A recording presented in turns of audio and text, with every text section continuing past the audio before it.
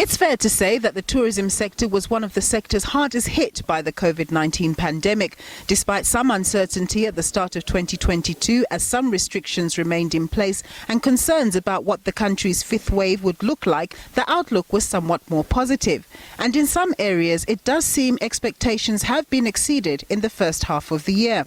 We've seen, the likes of car rental, the hotels, the bed and breakfast, and many other businesses along the value chain reporting some figures that are quite encouraging in terms of the tourism recovery.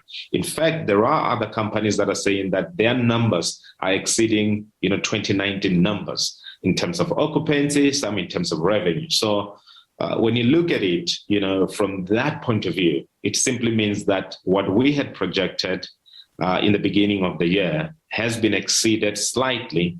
However, more work and more visitors are needed around the country to get the sector back to and beyond the levels it enjoyed in 2019.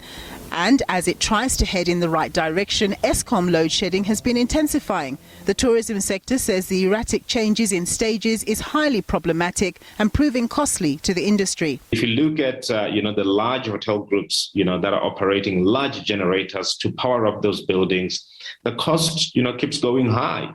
And this has a potential to reduce the recovery pace that we've seen in the first 6 months of the year. So it's very important that we get this situation solved. It's been more than 10 years, and we have been talking about the impact of load shedding on tourism.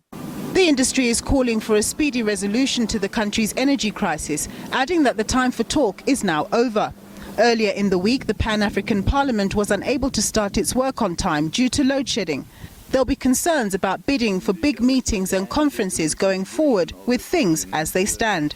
Now, we have a possibility that we may not even have power, in those large conference areas to even host these meetings. So it does have a negative impact. When people decide where they're going to have their meetings, they want a place where the basics, such as electricity, can be guaranteed so that they can be able to hold their meetings and they can be able to go back home, having fulfilled, the business of that particular conference.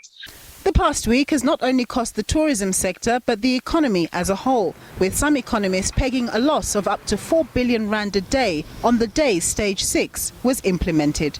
Nompumelelo Siziba, SABC News, Johannesburg.